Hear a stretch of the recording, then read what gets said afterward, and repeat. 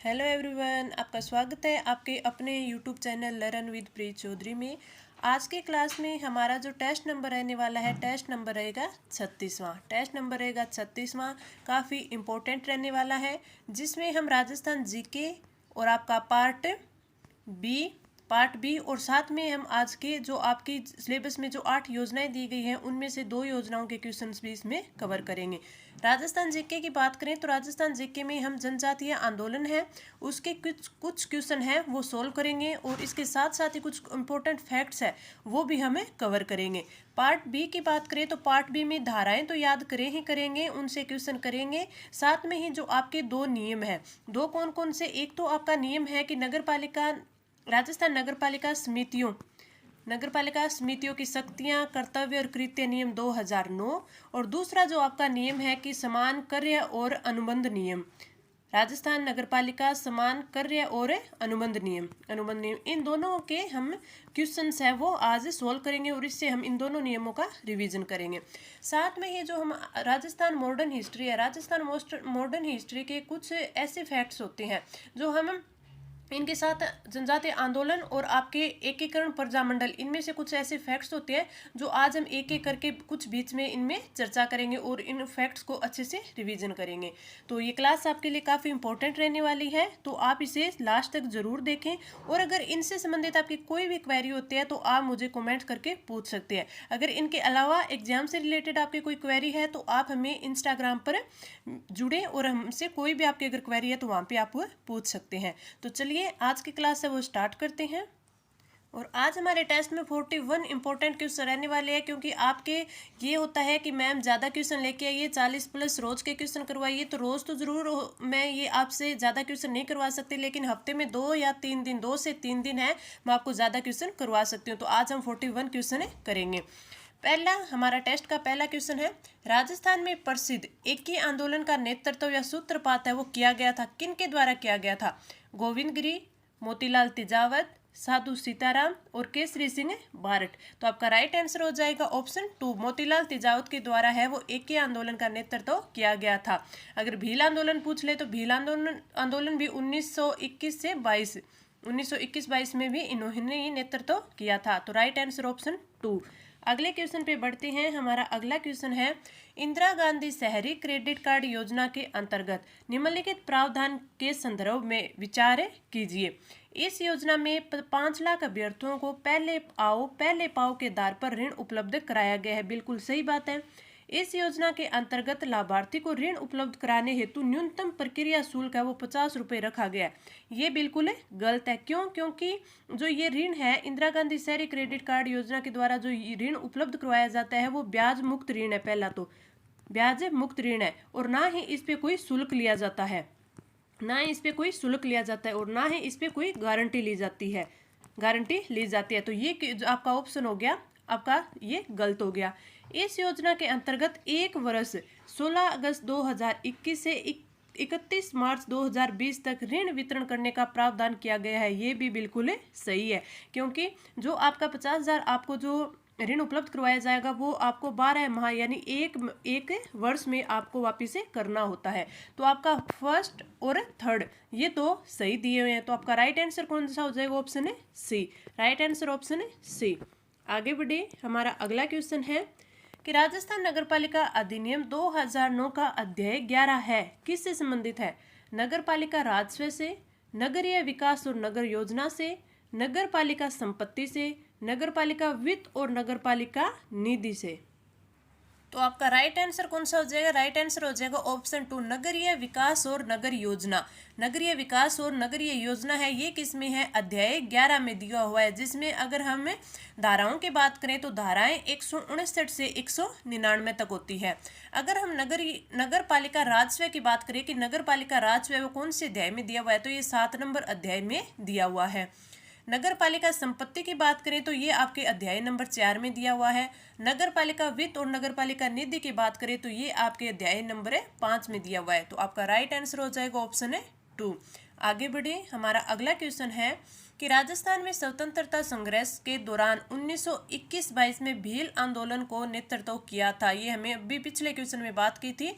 तो मोतीलाल तेजावत, जमनालाल बजाज, शोभाराम और विजय सिंह पथिक। तो आपका राइट आंसर हो जाएगा ऑप्शन फर्स्ट, मोतीलाल तेजावत ने। भील आंदोलन हो गया, एके आंदोलन हो गया, इनका नेतृत्व किसने किया था? मोतीलाल तेजावत जी ने। तो आपका राइट आंसर ऑप्शन ए। आगे बढ़े, हमारा अगला क्वेश्चन है कि राजस्थान नगरपालिका अधिनियम 2009 के उपबंधों को क्रियान्वित करने के लिए नगरपालिका समितियों हेतु निम्न में से कौन नियम बनाने, आदेश जारी करने या प्रारूप विहित करने में सक्षम है? नगरपालिका समितियां, मुख्य नगरपालिका अधिकारी, राज्य सरकार और विधानसभा। तो आपका राइट आंसर हो जाएगा ऑप्शन है थर्ड है, राज्य सरकार।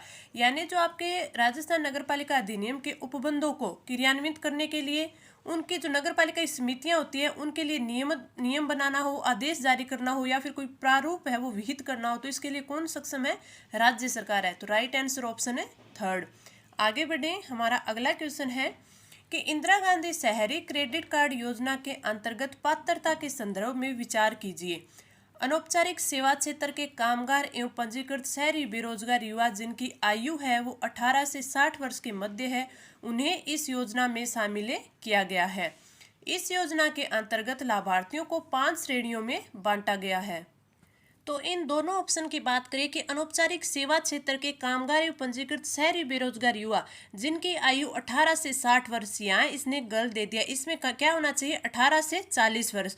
अगर 18 से 40 वर्ष के मध्य है तो उन्हें इस योजना में शामिल किया जाएगा, ऐसा होना चाहिए था। और उसमें भी फिर क्या होता कि वह राजस्थान का स्थायी है, वो निवासी होना चाहिए, राजस्थान का स्थायी निवासी होना चाहिए। उसकी जो कुल व्यक्तिगत जो मासिक आय है वो 15,000 रुपये से कम होनी चाहिए, ठीक है। और उसकी जो मासिक आय यानी पारिवारिक, अगर खुद की व्यक्तिगत तो 15,000 से कम होनी चाहिए और उसके पूरे परिवार के देखें तो पूरे परिवार के कितने 50,000 से कम होनी चाहिए। और लाभार्थी, अगली इसमें क्या है कि इस योजना के अंतर्गत लाभार्थी को 5 श्रेणियों में बांटा गया, नहीं 5 में नहीं, कितने 3 श्रेणियों में बांटा गया। 3 कौन कौन सी? एक तो शहरी स्ट्रीट वेंडर्स, शहरी स्ट्रीट वेंडर्स, एक तो ये हो गया। दूसरा शहरी बेरोजगार युवा, पहला। दूसरा शहरी बेरोजगार युवा, और तीसरा हो गया असंगठित सेवा के कामगार, असंगठित सेवा के कामगार। तो ये 3 इसकी श्रेणियां हैं। यानी इसने तो पहला और दूसरा दोनों ही गलत दे दिए। पहले में तो 18 से 40 वर्ष होनी चाहिए थी, दूसरों में 3 श्रेणियां होनी चाहिए। तो यानी फर्स्ट और सेकंड दोनों गलत है। तो आपका राइट आंसर ऑप्शन है डी हो जाएगा। आगे बढ़े, हमारा अगला क्वेश्चन है कि निष्पादन योजना किस कालावधि के लिए तैयार की जाएगी? 10 वर्ष के लिए, 15 वर्ष के लिए, 5 वर्ष के लिए और 20 वर्ष के लिए। तो आपकी जो निष्पादन योजना है उसकी जो समय सीमा होती है वो कितनी होती है? वो होती है 5 वर्ष। तो आपका राइट आंसर कौन सा हो जाएगा? ऑप्शन है थर्ड हो जाएगा। निष्पादन योजना यानी योजनाओं की बात करें जो, तो आपकी धारा 159 है, उसमें दिया हुआ है कि नागरिक सर्वेक्षण तथा मास्टर विकास योजना तथा अन्य जो योजनाएं होती है वो तैयार करना। मास्टर विकास योजना तैयार करना किस में दिया हुआ है? 159 में दिया गया है। इसमें जो योजनाओं की है वो समय सीमा दी गई है, योजनाओं की समय सीमा दी गई है। तो योजनाएं 3 कौन कौन सी? एक तो आपकी मास्टर विकास योजना, मास्टर विकास योजना उसके लिए कितनी होनी चाहिए? 20 वर्ष के लिए होती है। जो मास्टर विकास योजना होती है वो कितने के लिए होती है? 20 वर्ष के लिए होती है। अब अगली निष्पादन योजना की बात करें जो हमने इस क्वेश्चन में जिसका जिक्र किया है, निष्पादन योजना, तो ये होती है 5 वर्ष के लिए। निष्पादन योजना 5 वर्ष के लिए। तीसरी होती है आपकी वार्षिक योजना, वार्षिक योजना। तो इसमें तो इसने बोल ही दिया कि वार्षिक योजना, तो वार्षिक योजना होती है आपके 1 वर्ष के लिए। ये 3 योजनाएं होती हैं। अगर इसके अलावा भी इन तीनों के अलावा भी कोई अतिरिक्त योजना नगरपालिका प्रत्येक वार्ड के लिए है वो बनवा सकती है, अतिरिक्त योजना है वो बना सकती है। कौन है? नगरपालिका। प्रत्येक वार्ड के लिए अगर कोई आवश्यक योजना हो तो, या फिर राज्य सरकार द्वारा जो समय पर जो निर्देश दिए जाते हैं वो योजनाओं का भी क्रियान्वयन कर सकती है। कौन है? नगरपालिका। तो नागरिक सर्वेक्षण या मास्टर विकास योजना या अन्य कोई भी योजना तैयार करना है वो धारा 159 में दिया हुआ है। इस क्वेश्चन का राइट आंसर ऑप्शन है थर्ड। आगे बढ़े, हमारा अगला क्वेश्चन है शोभालाल गुप्ता द्वारा किस स्थान पर हरिजनों एवं भीलों के विकास हेतु एक आश्रम की स्थापना की गई थी? सागवाड़ा, वर्धा, डूंगरपुर और बांसवाड़ा। तो आपका राइट आंसर हो जाएगा ऑप्शन है फर्स्ट है सागवाड़ा में शोभालाल गुप्ता द्वारा सागवाड़ा में हरिजनों प्लस भीलों के विकास हेतु एक आश्रम की स्थापना की गई थी। तो राइट आंसर ऑप्शन है फर्स्ट। आगे बढ़े, हमारा अगला क्वेश्चन है कि निम्न में से कार्यपालक समिति के कार्य नहीं है। विकास प्रभार उद्गृहित करना, वाणिज्यिक अवसंरचना परियोजनाएं बनाना, सह निर्माण यानी प्रचालन एवं उनका प्रबंधन करना, निजी क्षेत्र सहभागिता के करार करना, नगरपालिका का बजट प्राक्कलन तैयार करना। तो आपका राइट आंसर कौन सा होगा? जो कार्यपालक समिति होती है, ये आपको पता है कि धारा किस में है, धारा 55 में दी हुई है, धारा 55 में दी हुई है। और जो आपका नियम है राजस्थान नगरपालिका समितियों की शक्तियां कर्तव्य और कृत्य नियम 2009, उसमें भी किसकी बात हुई है? इन समितियों की बात हुई है, जिसमें जो आपकी कार्यपालक समिति है उसके सारे के सारे कार्य भी दिए हुए हैं। तो कार्यपालक समिति किस में है? धारा 55 में। और धारा 55 में कहा गया है कि हर नगरपालिका के लिए एक कार्यपालक समिति होगी। अगर इसके कामों की बात करें ना, तो विकास प्रभाव उद्गृहित करना इसका काम है, वाणिज्यिक अवसंरचनाएं परियोजनाएं बनाना, उनका संचालन करना, उनका प्रबंधन करना भी इसका काम है, निजी क्षेत्र सहभागिता के करार करना ये भी उसका काम है। और उसके साथ कोई जो कर्मचारी वृंद की और सारे काम होते हैं, जैसे कर्मचारी वृंद की संख्या का या फिर उनकी अवधारणा की नियुक्ति होना, ये सब इसी के काम है। और बाध्यकारी कर उद्गृहित करना, बाध्यकारी कर है वो उद्गृहित करना भी इसी का काम है। मार्गों का रख रखाव करना हो गया, मकानों का संख्याकन करना हो गया, इसका काम हो जाता है। मूर्तियों की स्थापना करना हो जाता है, इसका काम हो जाता है। और भी काफ़ी सारे इसके काम होते हैं। तो इसमें हमारे पहला दूसरा तीसरा तो इसके काम दिए हुए हैं। तो इसका राइट आंसर हो जाएगा फोर्थ। नगर पालिका का बजट प्राक्कलन तैयार करना है वो कार्य समिति का काम न होकर कौन सी समिति का होता है? ये होता है वित्त समिति का कार्य, वित्त समिति का कार्य। तो आपका राइट आंसर कौन सा हो जाएगा? ऑप्शन है आपका फोर्थ हो जाएगा। मैंने आपको कल वाले टेस्ट में है वो मैंने आपको 2016 के जो पार्ट बी के क्वेश्चन आए थे उसमें मैंने आपको बताया था कि किस प्रकार क्वेश्चन पूछे जाते हैं। तो ऐसे ही क्वेश्चन है वो आपके एग्जाम में पूछे जाएंगे, कार्य से संबंधित हो गए, या फिर आपसे ये पूछ लिया जाएगा जैसे आपके कार्य अनुबंध नियम है, कार्य और अनुबंध नियम है, तो इसको कौन सी धारा से बनाया गया है, कौन सी धारा के अंतर्गत इसके कार्य किए गए, मतलब इस प्रकार से आपसे पूछा जा सकता है। और जो आपके ये जो नियम होते हैं, और इन नियमों में किसी में 22 नियम दिए गए हैं, किसी में कितने नियम दिए गए, तो इन नियमों की एटलीस्ट आपको हेडिंग तो जरूर याद होनी चाहिए, क्योंकि इनसे भी क्वेश्चन बनते हैं। मैंने देखा है जो आपके 2016 के क्वेश्चन में जो भूमि विकास से संबंधित एक नियम था जो अभी आपके नहीं दिया हुआ है इस सिलेबस में, लेकिन उसमें दिया गया था, तो उसमें आपके नियमों से भी पूछा हुआ है। और आपके जो नियमों में जो 2 नंबर नियम होता है उसमें परिभाषाएं भी दी गई होती है ना, तो उसके भी क्वेश्चन पूछे जाते हैं। तो आपके लिए इंपॉर्टेंट है कि आपको जो ये नियम दिए गए हैं, 3 नियम आपको दिए गए हैं, तीनों के तीनों नियम में जितने जो नियम दिए गए हैं ना, वो नियम भी आपको याद होने चाहिए, उनकी हेडिंग तो आपको याद ही होनी चाहिए। तो इस क्वेश्चन का राइट आंसर कौन सा है? ऑप्शन है फोर्थ है। आगे बढ़े, हमारा अगला क्वेश्चन है कि इंदिरा गांधी शहरी क्रेडिट कार्ड योजना के अंतर्गत निम्न में से कौन सा बैंक है जो लाभार्थी को ऋण प्रदान करने हेतु उत्तरदायी है? अनुसूचित वाणिज्य बैंक, क्षेत्रीय ग्रामीण बैंक, स्मॉल बैंक और सहकारी बैंक और गैर बैंकिंग वित्तीय कंपनियां। तो इसमें से जो आपके ये पांचों के पांचों बैंक है वो ऋण देने के लिए उत्तरदायी है। तो राइट आंसर हो जाएगा ऑप्शन है डी। इंदिरा गांधी शहरी क्रेडिट कार्ड योजना के अंतर्गत आपको अनुसूचित वाणिज्यिक बैंक, क्षेत्रीय ग्रामीण बैंक, स्मॉल बैंक, सहकारी बैंक और गैर बैंकिंग वित्तीय कंपनियां, ये पांचों की पांचों हैं वो ऋण प्रदान करने के लिए उत्तरदायी है। आपको ये अच्छे से ध्यान रखना है। तो राइट आंसर हो जाएगा ऑप्शन है डी। आगे बढ़े, हमारा अगला क्वेश्चन है कि गुरु गोविंद गिरी द्वारा जो स्थापित संत सभा का प्रथम सम्मेलन है वो कहाँ हुआ था? मानगढ़ की पहाड़ी पर, मातरकुंडिया पर, बांसवाड़ा में और डूंगरपुर में। तो आपका राइट आंसर हो जाएगा ऑप्शन है फर्स्ट, मानगढ़ की पहाड़ी पर। तो जो संत सभा का प्रथम सम्मेलन कहाँ हुआ था? मानगढ़ की पहाड़ी पर हुआ था। गुरु गोविंद गिरी ने स्थापित की थी संत सभा, कब की थी? 1883 में की थी। तो राइट आंसर ऑप्शन है ए। आगे बढ़े, हमारा अगला क्वेश्चन है कि वार्षिक नगरपालिका योजना किस कालावधि के लिए तैयार की जाएगी? 1 वर्ष के लिए, 2 वर्ष के लिए, 3 के लिए और 4 के लिए। तो अभी हमने पीछे क्वेश्चन में बात की थी कि जो वार्षिक नगरपालिका है वो 1 वर्ष के लिए तैयार की जाती है। तो right answer option A. Master योजना को आपसे पूछ ले तो मास्टर योजना कितने सालों के लिए? 20 सालों के लिए। निष्पादन योजना का आपसे पूछ ले निष्पादन योजना, तो निष्पादन योजना कितने सालों के लिए? 5 के लिए। और वार्षिक योजना 1 साल के लिए। तो आपको अच्छे से इसको याद रखना है, 1 साल के लिए। इस क्वेश्चन का राइट आंसर ऑप्शन ए। आगे बढ़े, हमारा अगला क्वेश्चन है कि जोधपुर के कौन से शासक अपने राज्य को स्वतंत्र इकाई रखना चाहते थे? महाराजा हनुमंत सिंह, महाराजा उमेद सिंह, महाराजा भूपाल सिंह और महाराजा भीम सिंह। तो आपका राइट आंसर हो जाएगा ऑप्शन है फर्स्ट।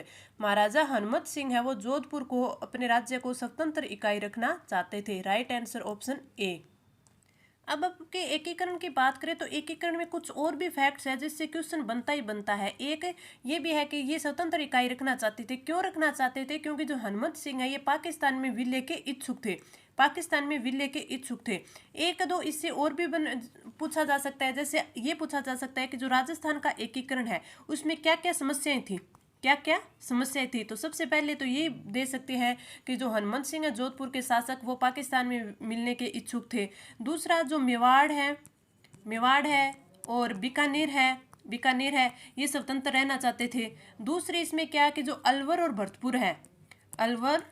भरतपुर ये जो रियासतें थी ये इनमें मेवजाति की समस्या थी। इनमें क्या थी? मेवजाति की समस्या थी। एकीकरण से आपसे और क्या क्वेश्चन पूछा जा सकता है? एकीकरण से पूछा जा सकता है कि जो विलय पत्र पर हस्ताक्षर किए थे वो सबसे पहले किसने किए थे? विलय पत्र पर हस्ताक्षर है वो किसने किए थे? अब हम थोड़ा सा एकीकरण के और जो अलग फैक्ट्स है ना, जैसे क्वेश्चन है हर बार पूछा जाता है, काफी इंपॉर्टेंट फैक्ट्स होते हैं, उन पर चर्चा कर लेते हैं। इनमें से अगर आपके एग्जाम में आना होगा तो 2-3 क्वेश्चन बन जाते हैं, तो ये हम देख लेते हैं। अगर आपसे पूछ ले कि प्रथम शासक कौन था, विलय पत्र पर हस्ताक्षर करने वाला प्रथम शासक आपसे पूछे तो ये बीकानेर के शासक थे। किसके? बीकानेर के शासक थे। और कौन थे? शार्दुल सिंह थे। बीकानेर के शासक शार्दुल सिंह थे।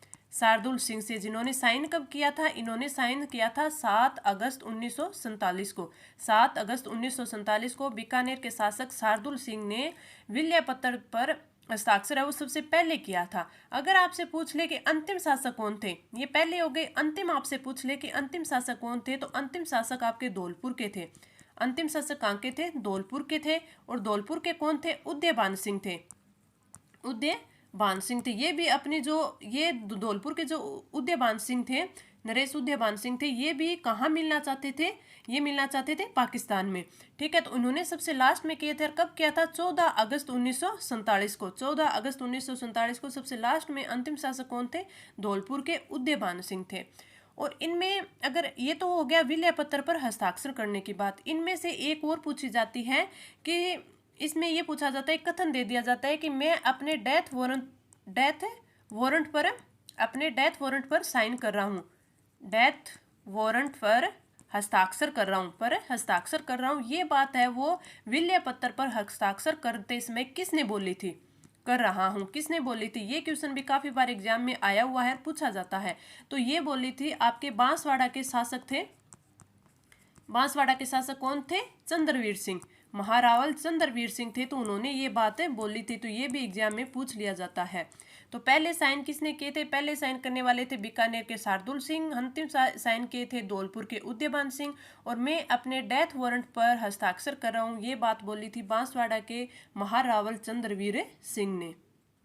और एकीकरण से क्या क्वेश्चन बन सकते हैं? एकीकरण से और क्वेश्चन बन सकते हैं कि जो आपका एकीकरण हुआ था उससे पूर्व कई संघ बनाने के प्रयास किए गए थे। संघ बनाने के प्रयास किए गए थे। कौन कौन से बनाने के प्रयास किए गए थे और किस किस ने ये प्रयास किए थे? तो सबसे पहले हम बात करें वागड़ संघ की। तो वागड़ संघ बनाने का प्रयास है वो किसने किया था? जो डूंगरपुर के शासक थे। कौन थे? लक्ष्मण सिंह। उन्होंने ये प्रयास किया था। लक्ष्मण सिंह ने, डूंगरपुर के जो शासक थे लक्ष्मण सिंह, वागड़ संघ बनाने का। अब वागड़ किसे कहते हैं? तो वागड़ हम कहते हैं डूंगरपुर और बांसवाड़ा को कहते हैं। तो डूंगरपुर प्लस बांसवाड़ा और प्रतापगढ़, इन तीनों रियासतों से ये वागड़ संघ बनाना चाहते थे। तो आपसे पूछ ले वागड़ संघ कौन बनाना चाहते थे? डूंगरपुर के शासक लक्ष्मण सिंह बनाना चाहते। किन किन को मिलाकर? डूंगरपुर, बांसवाड़ा और प्रतापगढ़ को मिलाकर। दूसरा अगर आपसे पूछ ले कि राजपूताना संघ कौन बनाना चाहता था? राजपूताना संघ की अगर आपसे पूछ ले, राजपूताना संघ है वो बनाना चाहते थे जयपुर के शासक थे मान सिंह। जयपुर शासक है मान सिंह है वो बनाना चाहते थे। जयपुर शासक, जयपुर शासक। ये कौन सा बनाना चाहते थे? राजपूताना संघ बनाना चाहते थे जयपुर के शासक मानसिंह। अगर आपसे पूछ ले हाड़ौती का संघ, तीसरा कौन सा? हाड़ौती का संघ। हाड़ौती का संघ है वो कौन बनाना चाहते थे? तो हाड़ौती का संघ बनाना चाहते थे। हाड़ौती किस किस को बोला जाता है? कोटा, बूंदी, बारां और झालावाड़। बारां प्लस झालावाड़, झालावाड़। तो इसे बनाना चाहते थे। कौन बनाना चाहते थे? कोटा के शासक थे, कोटा के शासक थे भीम सिंह, कोटा के शासक थे भीम सिंह। तो ये भी आपसे पूछा जा सकता है कि कोटा के शासक भीम सिंह कोटा, बूंदी, बारां और झालावाड़ को मिलाकर हाड़ौती संघ बनाने चाहते थे, लेकिन इनके जो प्रयास है वो असफल रहे थे। और एक चौथा आपसे पूछा जा सकता है राजपूताना यूनियन संघ। राजपूताना यूनियन संघ है वो कौन बनाना चाहते थे? यूनियन संघ। तो ये बनाना चाहते थे जो मेवाड़ के महाराणा थे, मेवाड़ के महाराणा भूपाल सिंह, भूपाल सिंह। इन्होंने एक सम्मेलन भी बुलवाया था, भूपाल सिंह। इन्होंने, और वो सम्मेलन कब बुलवाया था? इन्होंने 25 जून 1946 को, 25 जून 1946 को है वो सम्मेलन बुलवाया था कि, लेकिन वो उनका असफल रहा था। लेकिन उन्होंने राजपूताना यूनियन संघ बनाने के लिए मेवाड़ के जो भूपाल सिंह हैं उन्होंने प्रयास किया। उन्होंने 25 जून 1946 को 22 राजाओं को बुलाकर, 22 राजाओं को बुलाकर है वो उदयपुर में एक सम्मेलन बुलवाया था, उदयपुर में सम्मेलन बुलवाया था। और जो ये राजपूताना यूनियन बनाना चाहते थे किस किस इलाके को? तो ये किस किस को बुलाना चाहते थे? राजपूताना हो गया एक तो हमारा, राजपूताना, साथ में गुजरात प्लस गुजरात, और साथ में कौन सा? मालवा प्लस मालवा, मालवा। तो ये तीनों को मिलाकर है वो राजपूताना यूनियन संघ बनाना चाहते थे। और 22 राजाओं को बुलाकर इन्होंने सम्मेलन भी बुलाया था, लेकिन वो है इनका असफल रहा था। तो ये 4 आपको संघ भी याद करने हैं कि कौन कौन से संघ बनाने के लिए किस किस ने प्रयास किए थे। एक इससे इंपॉर्टेंट क्वेश्चन और बन सकता है आपके, पूछा जाता है कि रियासती विभाग है वो कब बना था? रियासती विभाग, ये भी कई बार पूछ लिया जाता है। तो ये में भी आपको सभी को याद भी होगा, 5 जुलाई 1947 को बना था। इसके अध्यक्ष कौन थे? इसके अध्यक्ष थे वल्लभ भाई पटेल, वल्लभ भाई पटेल इसके अध्यक्ष थे। अगर इसके सचिव पूछ ले, इनके सचिव पूछ ले तो सचिव कौन थे? वीपी मेनन थे, वीपी मेनन थे। अब इसमें इंपॉर्टेंट एक क्या चीज पूछी जाती है, इंपॉर्टेंट कार्य क्या पूछा जाता है? अगर पूछ ले कि रियासती विभाग बना था, रियासती जो विभाग बना था उसका कार्य क्या था? तो उसका काम तो यही था कि जो भी रियासतें थी उनको भारत में विलय किया जाए। लेकिन आपसे एक क्वेश्चन ये पूछा जाता है जो काफ़ी इंपॉर्टेंट होता है, वो कौन सा होता है कि जो भारत की रियासतें थी उनको जो वल्लभ भाई पटेल है उन्होंने शर्त बताई थी कि आपको, अगर ये शर्तें बताई थी कि अगर आप ये शर्तें पूरी करते हैं तो आप अपनी रियासत को स्वतंत्र रख सकते हैं। स्वतंत्र रखने के लिए जो शर्त बताई थी, तो आपके एग्जाम में कई बार पूछा गया है कि जो भारतीय रियासतें थी उनको खुद को स्वतंत्र रहने के लिए क्या क्या शर्तें बताई गई थी। तो इसके लिए 2 शर्तें थी। 2 शर्तें कौन सी थी? कि एक तो जो न्यूनतम है वो जनसंख्या कितनी होनी चाहिए, न्यूनतम जनसंख्या है वो कितनी होनी चाहिए? वो होनी चाहिए 10 लाख। न्यूनतम जनसंख्या 10 लाख होनी चाहिए। और न्यूनतम अगर वार्षिक आय, वार्षिक राजस्व पूछ ले, वार्षिक आय या वार्षिक राजस्व पूछ ले, राजस्व, तो वो कितना होना चाहिए? वो 1 करोड़ होना चाहिए था। ये तो ये इसकी जो 2 शर्तें थी। तो ये एग्जाम में काफ़ी बार पूछा जाता है कि भारतीय रियासतें थी वो खुद को स्वतंत्र बना रख सकती थी, लेकिन उनके लिए वो शर्तें थी। तो वो शर्तें कौन सी थी? तो कि मिनिमम जनसंख्या वो 10 लाख होनी चाहिए और मिनिमम वार्षिक राजस्व वो 1 करोड़ होना चाहिए। अब एग्जाम में आपसे क्या पूछा जाता है? एग्जाम में आपसे ये भी पूछा जा सकता है कि राजस्थान की ऐसी कौन सी रियासतें थी जो इन शर्तों को फुलफिल करती थी। तो अगर राजस्थान की हम बात करें कि राजस्थान की रियासतें, तो राजस्थान की रियासतें थी आपकी जयपुर थी, जोधपुर थी, आपकी उदयपुर थी, जयपुर, जोधपुर, उदयपुर और बीकानेर थी। तो ये 4 रियासतें थी जो स्वतंत्र रहने के लिए शर्तों को फुलफिल करती थी। ये आपसे पूछा जा सकता है। तो मैंने आपको जो एकीकरण से संबंधित जो मोस्ट इंपॉर्टेंट फैक्ट्स थे वो मैंने आपको करवाए हैं, ताकि अगर आपसे, क्योंकि ज़रूरी नहीं कि हर चीज़ के क्वेश्चन बना पाऊँ मैं, क्योंकि क्वेश्चन बनाने में भी टाइम लगता है। तो इतने अगर मेरे पास टाइम नहीं होता है तो मैं आपको कुछ इंपॉर्टेंट फैक्ट्स या तो यहाँ पे करवा देती हूँ, या फिर मैं आपको टेलीग्राम ग्रुप या वहाँ पे डाल देती हूँ जो भी इंपॉर्टेंट होता है, और आप वहाँ से इनका रिविजन कर सकते हैं। तो इस क्वेश्चन की अगर हम बात करें कि इस क्वेश्चन का हमारा राइट आंसर होगा ऑप्शन है फर्स्ट। अब हम चलते हैं हमारे अगले क्वेश्चन पर। हमारा अगला क्वेश्चन है कि स्वच्छ भारत मिशन के संदर्भ में निम्नलिखित कथनों पर विचार कीजिए। इसमें पहला दिया हुआ है कि इस मिशन की शुरुआत है वो 2 अक्टूबर 2014 को गांधी जयंती के अवसर पर माननीय प्रधानमंत्री श्री नरेंद्र मोदी द्वारा की गई थी। बिल्कुल सही है।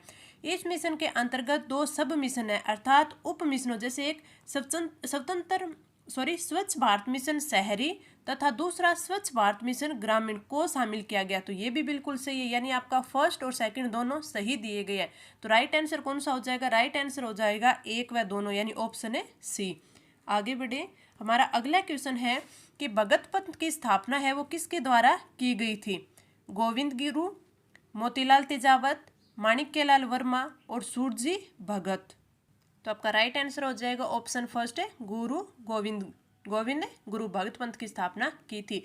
अब कई बार आपके कमेंट आते हैं कि मैम आपको है ना जो इम्पोर्टेंट करंट अफेयर्स के क्वेश्चन है वो भी करवाइए, साथ में जो आपके पार्ट बी है तो पार्ट बी के है आप ज़्यादा क्वेश्चन लेके आइए। देखिए मैं जितनी कोशिश करती हूँ उसमें से मुझसे इतने क्वेश्चन बन पाते हैं, लेकिन फिर भी मैं जब भी टाइम मिलता है आपके लिए है वो करंट अफेयर्स के इंपॉर्टेंट क्वेश्चन है वो बना के रखती हूँ। तो जब भी मेरे को टाइम मिलता है मैं शॉर्ट्स के रूप में, क्योंकि पूरी बड़ी वीडियो बनाने का इतना टाइम नहीं मिल पाता, इसलिए मैं आपको जो इंपॉर्टेंट सोर्स होते हैं वो हमारे दूसरे चैनल है जो वेलफेयर हब है उस पर मैं आपको प्रोवाइड करवा देती हूँ। तो आपको ज़्यादा टाइम नहीं लगता, 1 मिनट ही लगता है, जिसमें आप उन 6 क्वेश्चंस का रिवीजन कर सकते हैं। 5 या 6 क्वेश्चन मैं उस पर डालती हूँ, तो आप उनका भी रिवीजन कर सकते हैं।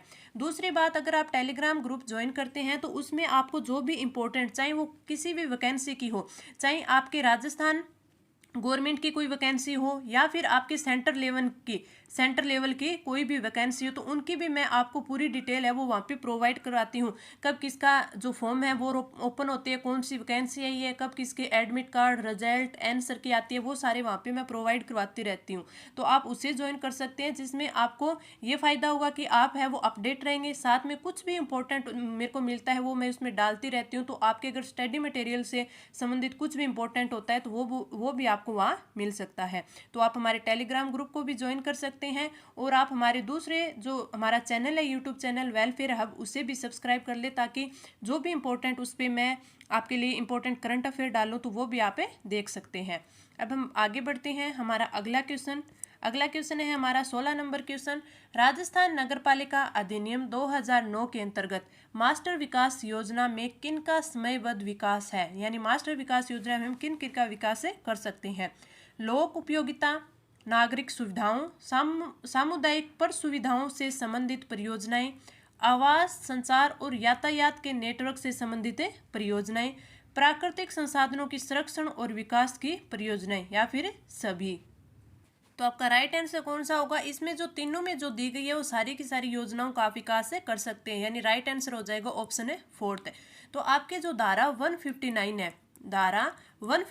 है उसमें बताया गया है कि जो मास्टर विकास योजना है उसके अंतर्गत किन किन का विकास किया जा सकता है।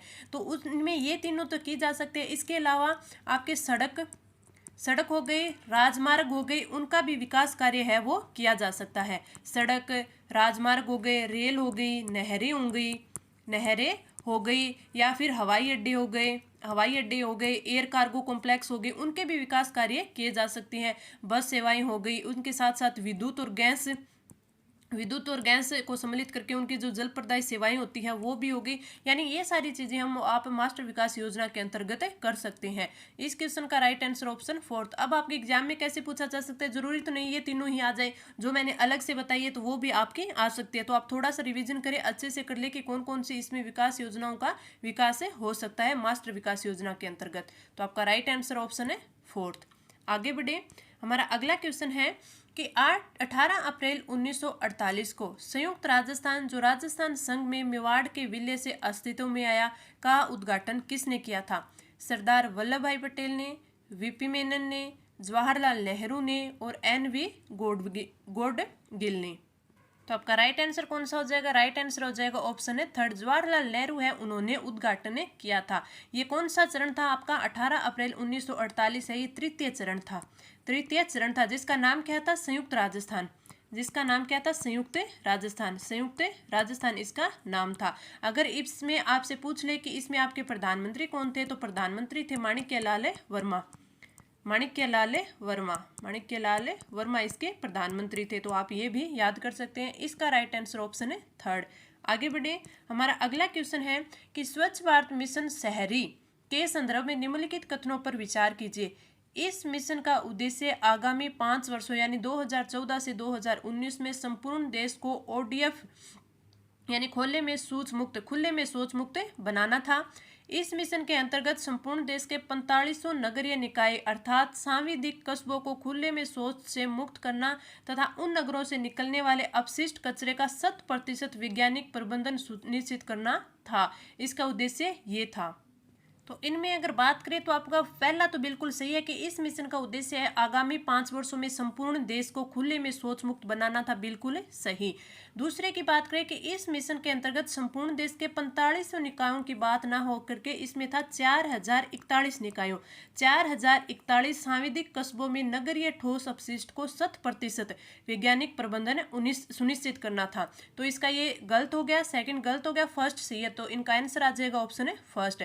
अगर हम स्वच्छ भारत मिशन शहरी की बात करें तो इसमें ये तो हमारा उद्देश्य था कि इतने 4041 है वो जो सांविधिक कस्बों को खुले में शौच मुक्त करना है। अगर इसकी उपलब्धियां आपसे पूछ ले कि उपलब्धियां इसकी क्या क्या रही हैं, तो उपलब्धियां में आप बता सकते हैं कि आपके 2014 में जो अपनी शुरुआत हुई थी इसके बाद से हम 4041 तो ये जो कस्बे थे इनको करना था, ODF घोषित करना था, लेकिन हमने किया कितना 4360 जो स्थानीय निकाय थे, शहरी स्थानीय निकाय थे, उनको ODF घोषित कर दिया था, ODF घोषित कर दिया था। तो एक तो ये उपलब्धि आप याद रख सकते हैं।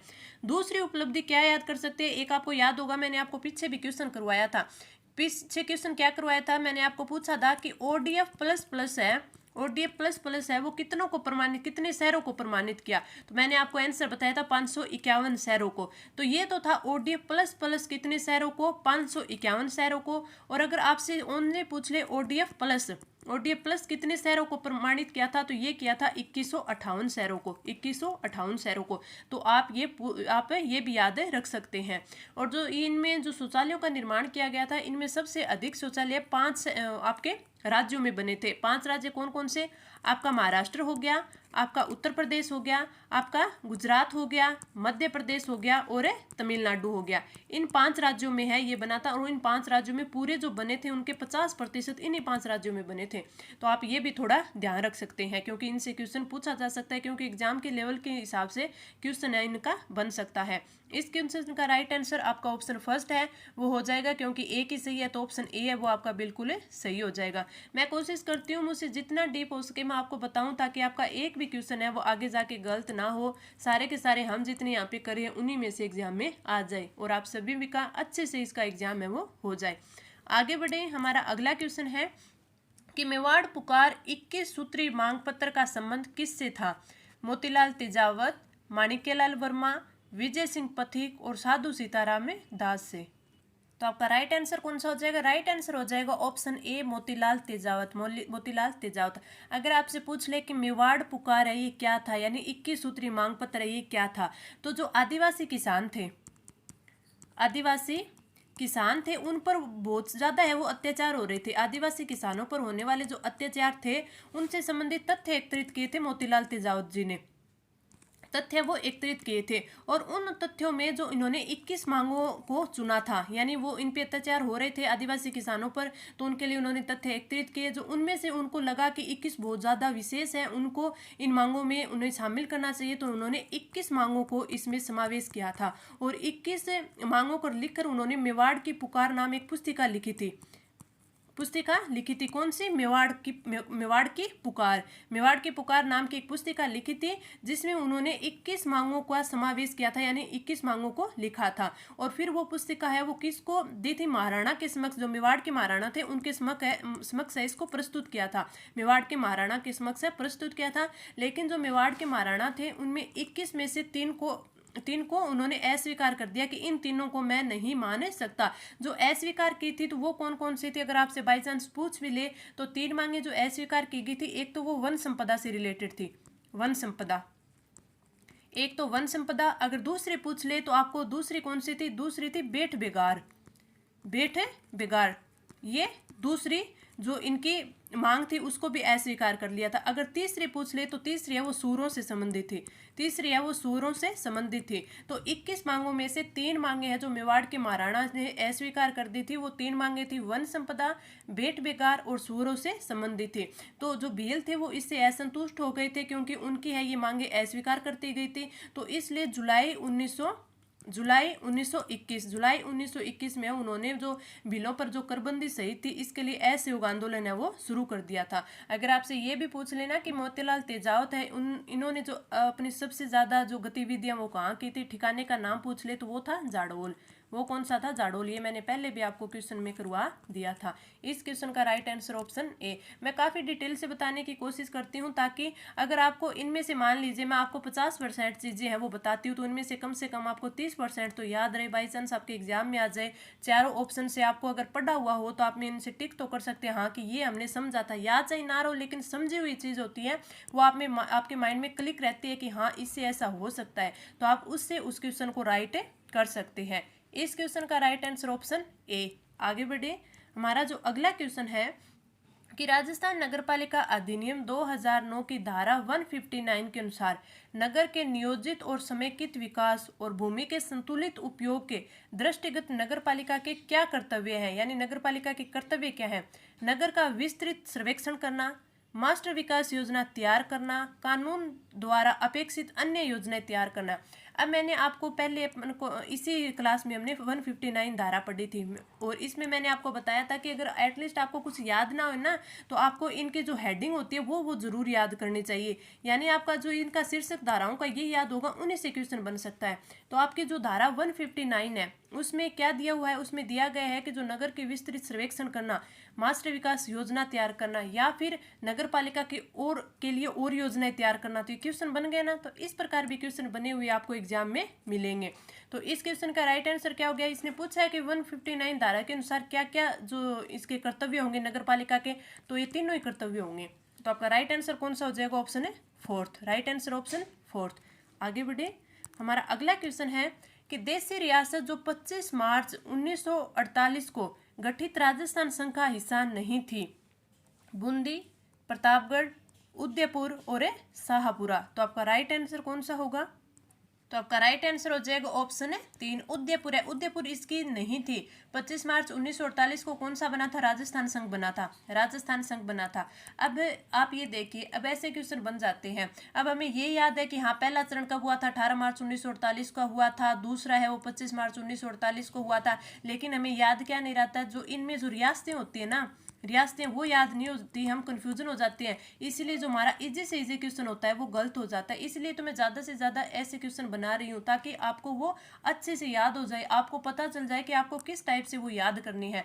अब इनमें अगर सारी की सारी रियासतें दे दे तो हमें एक बार से ये समझ में नहीं आता कि इनमें से कौन सा होगा। अब ये होगा कि 25 मार्च 1948 को उदयपुर नहीं थी। क्यों नहीं थी? क्योंकि जो तीसरा चरण था हमारा संयुक्त राजस्थान वो बना था। कब बना था? 18 अप्रैल 1948 को बना था।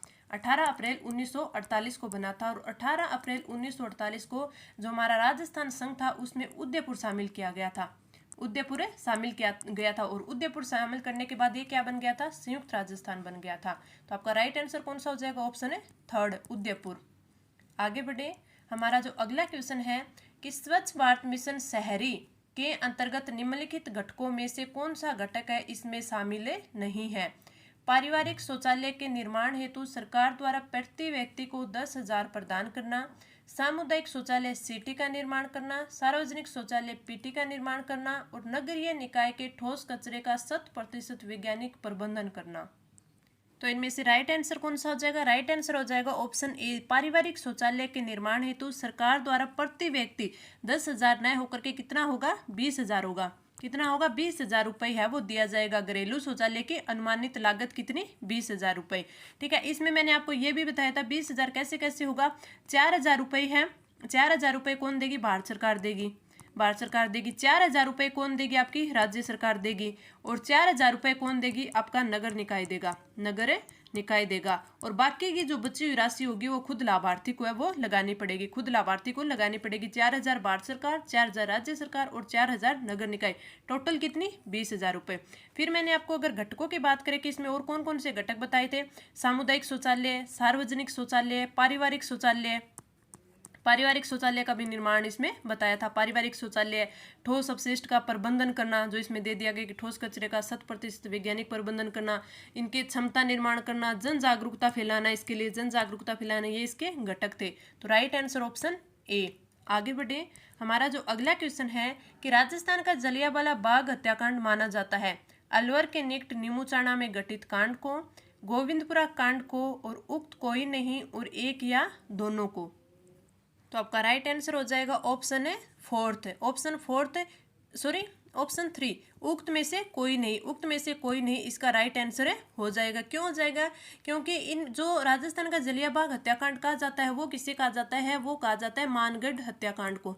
मानगढ़ पहाड़ी पे जो हत्याकांड हुआ था उसको बोला जाता है जलियांवाला हत्याकांड, मानगढ़ पहाड़ी पर। और अगर आपसे पूछ ले कि जो नीमूचाणा में जो घटित हुआ था, अलवर के निकट जो नीमूचाणा में घटित हुआ था, उसके लिए गांधी जी ने क्या कहा था, ये क्वेश्चन भी काफी बार पूछा गया कि गांधी जी ने क्या कहा था। तो गांधी जी ने इसके लिए कहा था कि ये तो जलियांवाला बाग से भी विभत्स हत्याकांड है, यानी उससे भी भयंकर इसको बताया था। तो आपसे पूछा जा सकता है कि जलियांवाला कांड से भी विभत्स यानी इससे भी बड़ा हत्याकांड किसको बताया गया था, नीमूचाणा को बताया गया था। नीमूचाणा में जो घटित हुआ था किसने बताया था, तो गांधी जी ने बताया था। ये फैक्ट्स भी आप याद रखना। आपका राइट आंसर ऑप्शन 3 उक्त में से कोई नहीं। आगे बढ़े, हमारा अगला क्वेश्चन है कि राजस्थान नगरपालिका अधिनियम 2009 की धारा 159 के अनुसार नगरपालिका नगर का विस्तृत सर्वेक्षण और मास्टर विकास योजना एवं अन्य योजनाएं किसके समन्वय से तैयार करेगी? महानगर योजना समिति, जिला योजना समिति, मुख्य नगर नियोजक और उपरोक्त में से सभी। तो आपका राइट आंसर हो जाएगा ऑप्शन है 4, महानगर योजना समिति, जिला योजना समिति और मुख्य नगर योजना समिति तीनों के समन्वय से करेगी। तो आपका राइट आंसर कौन सा हो जाएगा? ऑप्शन है 4, ये धारा 159 में दिया हुआ है। आगे बढ़े, हमारा अगला क्वेश्चन है कि वृत्त राजस्थान की राजधानी थी जोधपुर, अलवर, भरतपुर और जयपुर। तो आपका राइट आंसर कौन सा हो जाएगा? ऑप्शन 4। तो वृत्त राजस्थान की राजधानी है वो कौन थी? जयपुर थी। और वृत्त राजस्थान है ये कब? 30 मार्च 1949, 30 मार्च 1949। इसी वजह से 30 मार्च को राजस्थान दिवस बनाया जाता है। तो राइट आंसर ऑप्शन है 4। आगे बढ़े, हमारा अगला क्वेश्चन है कि मीणाओं ने रियासत काल में किस अधिनियम के विरुद्ध है वो आंदोलन किया था? के विरुद्ध आंदोलन किया था, ये टाइपिंग में थोड़ा छूट गया लगता है, विरुद्ध है वो आंदोलन किया था, ये आपका क्वेश्चन बनता है। आंदोलन ने किया था कि मीणाओं ने रियासत काल में किस अधिनियम के विरुद्ध है वो आंदोलन किया था? सती प्रथा विरोधी अधिनियम, जरायम पेशा अधिनियम, बालिका वध विरोधी अधिनियम और इनमें से कोई नहीं। तो आपका राइट आंसर कौन सा हो जाए? ऑप्शन 2, जरायम पेशा अधिनियम है। जरायम पेशा अधिनियम है उसके विरुद्ध है मीणाओं ने रियासत काल में आंदोलन किया था। अगर हम इसे जरायम पेशा की बात करें तो अगर सीधे से समझ में नहीं आता, अगर थोड़ी सी पीछे जाके बात करें कि ये था क्या, क्यों बना था, तो जो पहले जो मीणा थे, कालांतर में जो मीणा थे वो अपना शासन करते थे, लेकिन बाद में इनका जो शासन समाप्त हो गया तो वो अपनी आजीविका के लिए चोरी और लूटपाट का काम करने लग गए थे। चोरी और लूटपाट का काम करने लग गए थे। तो उसलिए जब ये काम करते थे तो 1924 में जो क्रिमिनल ट्राइब्स एक्ट था, 1924 क्रिमिनल ट्राइब्स एक्ट था। एक तो वो और दूसरा जो जयपुर राज्य के जो जरायम पेशा था, जयपुर राज्य का जो जरायम पेशा कानून था, पेशा कानून 1930, ये दो थे। इन दोनों के तहत में एक ये और एक इन दोनों के तहत में है जो इन लोगों को ये जरायम पेशा मानकर जो इनके जो स्त्री और पुरुष दोनों थे, यानी महिलाएं भी थी, बच्चे भी थे, और जो पुरुष थे उनको रोजाना है वो थाने में हाजिरी भरना जाना पड़ता था। रोजाना थाने में हाजिरी भरने के लिए पाबंद किया गया था कि आप रोज आओगे और रोज आके आप थाने में हाजिरी भर के जाओगे। लेकिन इस चीज से है ये जब किया गया तो मीणा जाति का समाज था उनमें बहुत ज्यादा विरोध हो गया, और उन्होंने विरोध होने के बाद उन्होंने 2-3 कमेटियों का गठन किया। वो हम थोड़ा सा अगर डीप में देखें तो इनमें एक तो मीणा जाति सुधार कमेटी एक तो ये और एक थी इनकी मीणा क्षेत्रीय महासभा, मीणा क्षत्रिय महासभा। और इसका गठन कब किया उन्होंने? इसका गठन किया था उन्होंने 1933 में। इन दोनों का गठन किया और इनका गठन करने के बाद जयपुर क्षेत्र में जो संत मगन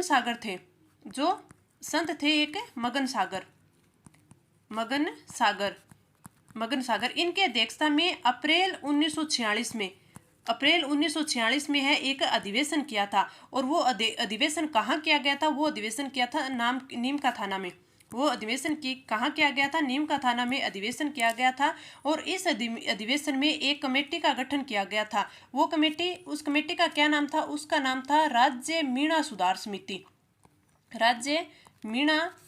समिति। ये इंपॉर्टेंट है, ये आपसे पूछा जा सकता है समिति। इसमें इंपॉर्टेंट क्या क्या चीज़ है? एक तो आपसे ये पूछा जा सकता है कि जो नीम का थाना में अधिवेशन हुआ था वो कब हुआ था? तो 1944 में हुआ था। ठीक है, एक बड़ा अधिवेशन किया था। कहाँ किया था? नीम का थाना में किया था। किसके अध्यक्षता में किया था? तो जो आपके संत मगन सागर थे, संत मगन सागर की अध्यक्षता में किया गया। तो ये 3-4 पॉइंट है आपको याद रखनी है। मगन सागर की अध्यक्षता में 1944 में नीम का थाना में बड़ा अधिवेशन किया गया और उस अधिवेशन में राज्य मीणा सुधार समिति है उसका गठन किया गया। अगर इसके आपसे अध्यक्ष पूछ ले कि राज्य मीणा सुधार समिति के अध्यक्ष थे वो कौन बने, तो वो बने थे पंडित बंशीधर शर्मा। अगर आपको याद हो तो मैंने पिछले टेस्टों में ये क्वेश्चन दिया था कि राज्य मीणा सुधार समिति के अध्यक्ष कौन थे? पंडित बंशीधर शर्मा थे। ठीक है, इस समिति का गठन किया गया और इसके कौन थे? पंडित बंशीधर शर्मा थे। फिर आगे बात करें कि इस कमेटी का गठन हो गया। इस कमेटी के गठन के बाद है इन लोगों ने 1945 में एक जो आंदोलन शुरू किया था। 1945 में जो जरायम पेशा एक्ट है, जरायम में पेशा है और जो अन्य कानून थे उन कानून को वापस लेने के लिए कि इन कानूनों को वापस लो और हमें जो थाने में हम रोज जाके जो हाजिरी भरते हैं उसको बंद करो, इसके लिए उन्होंने एक आंदोलन चलाया था। और वो आंदोलन अगर आपको पूछ ले कब चलाया गया? 1945 में चलाया गया। किसकी अध्यक्षता में चलाया गया? तो ये अध्यक्षता थी लक्ष्मी नारायण जरवाल। इनकी अध्यक्षता में है ये जो आंदोलन है चलाया गया। तो आपको 3 जो व्यक्ति हैं उनको याद रखना है कि जो 1945 में आंदोलन हुआ वो लक्ष्मी नारायण जरवाल की अध्यक्षता में हुआ। दूसरा आपको एक ये कि जो आपको ये राज्य मीणा सुधार समिति का गठन हुआ वे किसकी अध्यक्षता में हुआ? पंडित बंशीधर की अध्यक्षता में ये गठित ये जो आपकी समिति थी उसका गठन हुआ। और तीसरा ये कि जो आपका अधिवेशन हुआ था नीम का थाना में वो किसकी अध्यक्षता में हुआ था? तो वो संत मगन सागर की अध्यक्षता में। ये तीनों जो व्यक्तित्व है ये इंपॉर्टेंट आपको याद होने चाहिए। तो इन्होंने फिर वो आंदोलन किया। उस आंदोलन के बाद जब जुलाई 1946 में जो महिलाएं थी और जो बच्चे थे उनके तो ये जो हाजिरी वाली थी वो इन्होंने बंद कर दी कि जो छोटे बच्चे होंगे, जो स्त्रियां होंगी उनको थाने में जाकर हाजिरी नहीं करनी, यानी इनके लिए तो जो इनकी उपस्थिति दर्ज करवानी थी उन्हें उसके लिए मुक्त कर दिया गया। बच्चों और महिलाओं को मुक्त कर दिया गया। लेकिन जो पुरुष वर्ग थे उनके लिए फिर भी ये चालू रहा। तो इसके लिए फिर उन्होंने बागावास में एक विशेष सम्मेलन किया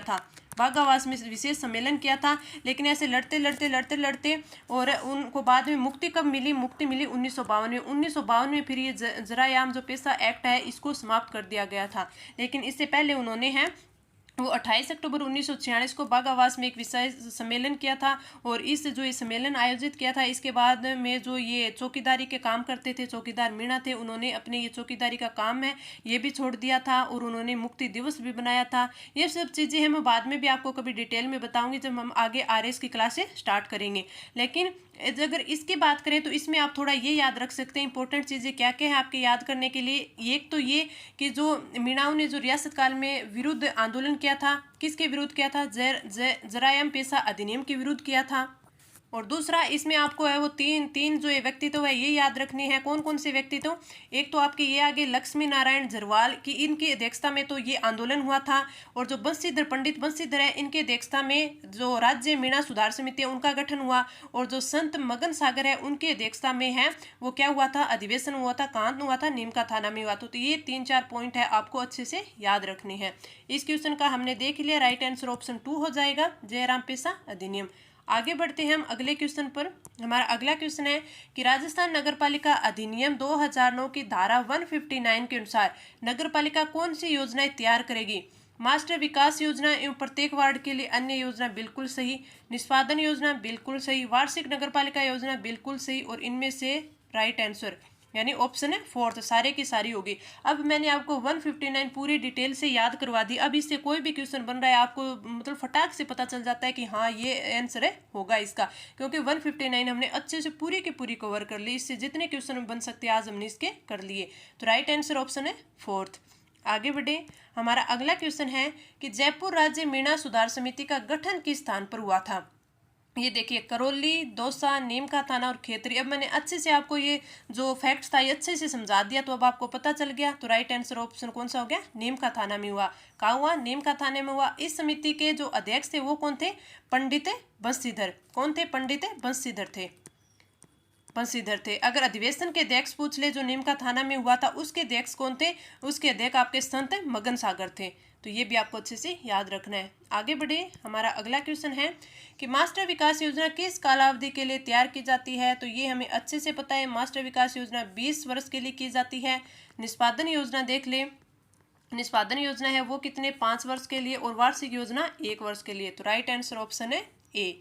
आगे बढ़े। हमारा अगला क्वेश्चन है कि राजस्थान नगरपालिका समितियों की शक्तियां, कर्तव्य और कृत्य नियम 2009 राजस्थान नगरपालिका अधिनियम 2009 की किस धारा के तहत राज्य सरकार द्वारा बनाए गए थे? ये क्वेश्चन आपके 2016 में आया था, लेकिन इस नियम के लिए नहीं आया था। उसमें जो आपके सिलेबस में उस टाइम जो नियम था उसके लिए आया था कि वो जो नियम है वो किस धारा के तहत राज्य सरकार द्वारा बनाया गया था। तो इसलिए मैं आपके इस वाले नियम के ऊपर ये क्वेश्चन बना के लेके आई हूँ, क्योंकि ऐसा क्वेश्चन आता है एग्जाम में।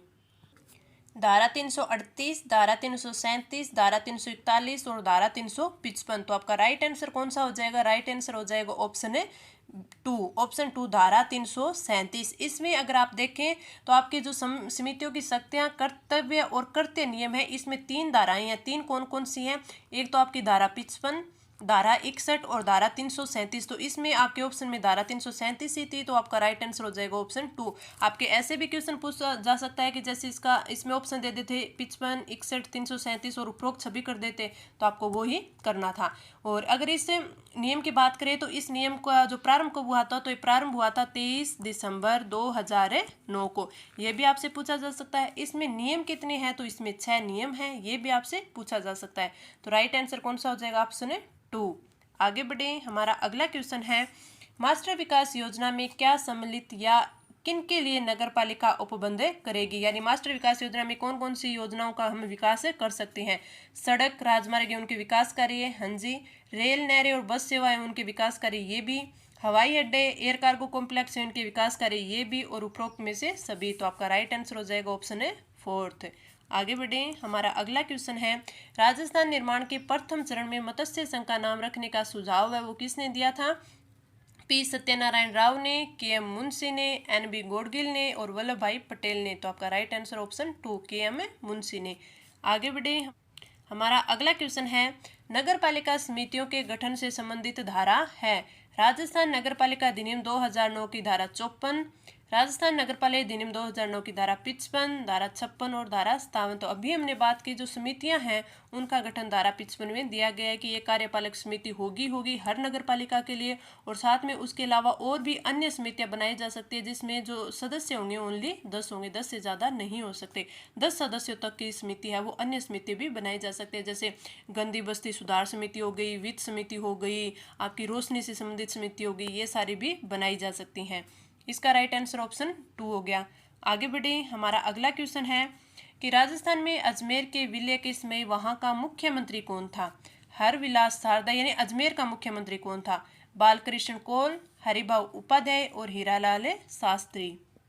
तो आपका राइट आंसर हो जाएगा ऑप्शन 3 हरिभाऊ उपाध्याय है वो अजमेर के मुख्यमंत्री थे जब अजमेर को राजस्थान में विलय किया गया था। तो राइट आंसर ऑप्शन 3। आगे बढ़े। हमारा अगला क्वेश्चन है निम्न में से कार्यपालक समिति के कार्य नहीं हैं?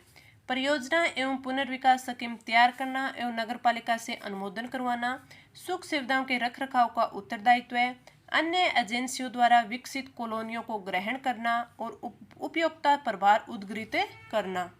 तो हमने तो ये पीछे इसमें देख लिए थे कि परियोजना का करण बनवाना, पुनर्विकास करना, स्कीम तैयार करना, नगरपालिका से नगरपालिका से अनुमोदन करवाना, सुख सुविधाओं का रख रखाव को उत्तरदायित्व, अन्य एजेंसियों द्वारा कोई भी विकसित कॉलोनी है तो उसे ग्रहण करना, यानी ये तीनों होंगे। तो राइट आंसर ऑप्शन 4 है। उपयोगिता प्रभार उद्घाटित करना, ये इसमें नहीं होगा।